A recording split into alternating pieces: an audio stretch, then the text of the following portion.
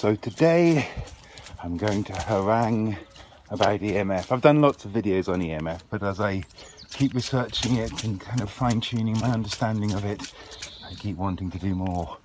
I just listened to a great podcast. It was Ben Greenfield and the guy who wrote the non-tinfoil hat guide to EMFs, which I read a couple of months ago. That's a good book if you want to get into the science, if you need convincing. I think today my harangue is intended to fully convince. But if you need scientific backup, then this book I think is the best. I've read a few of them. I've read Radio Nation, which isn't as good. It's another new book. And there's Deborah Davis's Disconnect. She's a medical doctor. But yeah, so the non-tinfoil guide to EMF, if you want anything kind of checked out, I would check that out. And there's also emfscientist.org, which is this list of zillions of scientists, professors, PhDs, all saying, listen, we need to do something about this, about EMF. It is a hazard. So I believe the science is utterly there. I think you can quibble a lot about the scientific quality. The interphone study is very flawed. That was the thermal effects one. And the NTP study doesn't seem flawed. It seemed like it was great science. The preliminary reports they put out said there's a real concern here.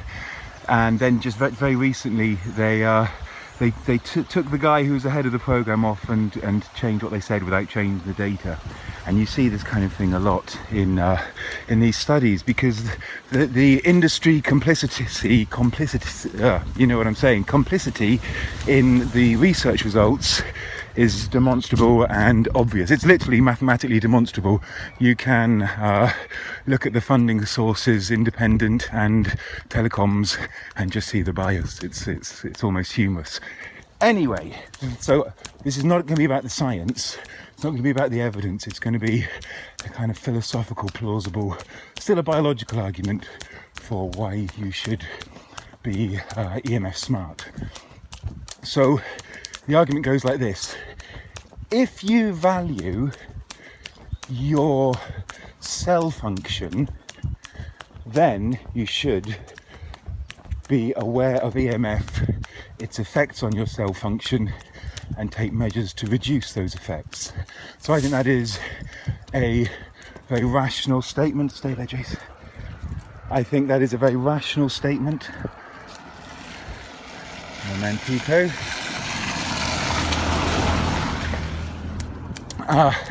And I think the evidence supports it, but we don't need the evidence to see that. What we need to know is a few things. One of them is that the way that our cells communicate with each other and with other biological systems in our body is by electrochemical signals.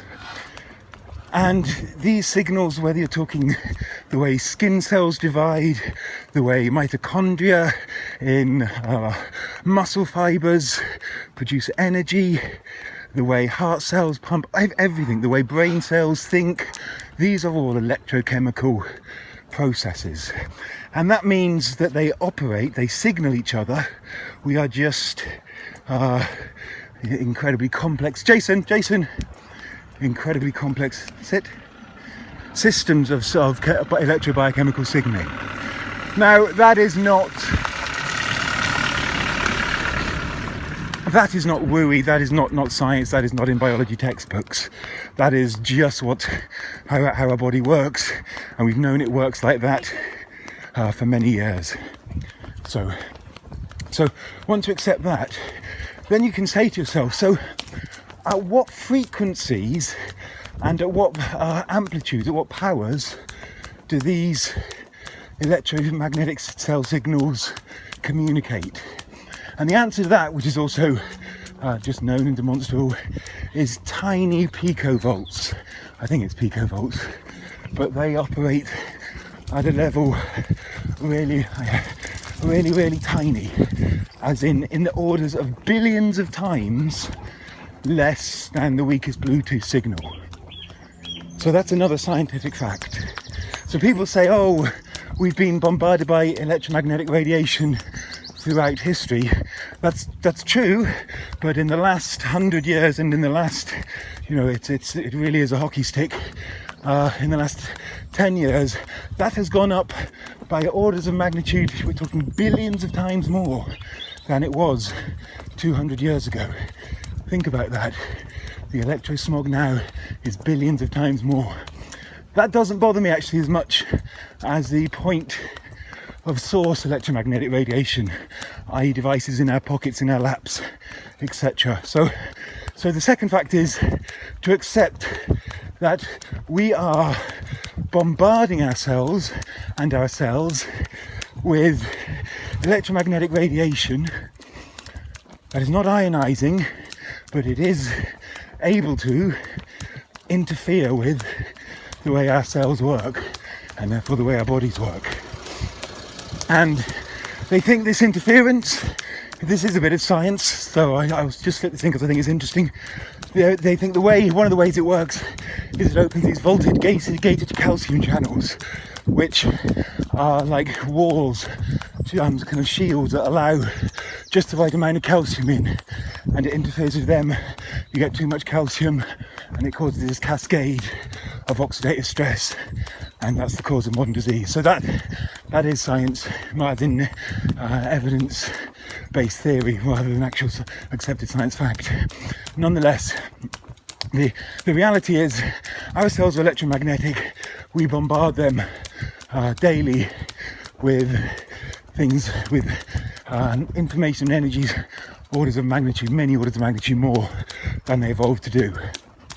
So it would be weird, given we know that in all other ways biological systems get messed up by excesses, so excess sunlight, excess water, excess heat.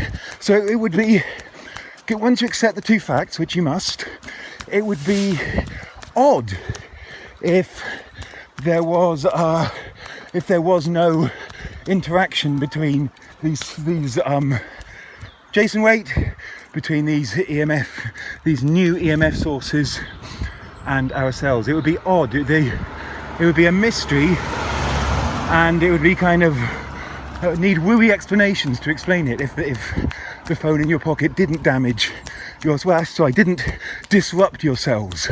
So once you accept there's cell disruption, then you have to accept that cell disruption might be positive, might be negative.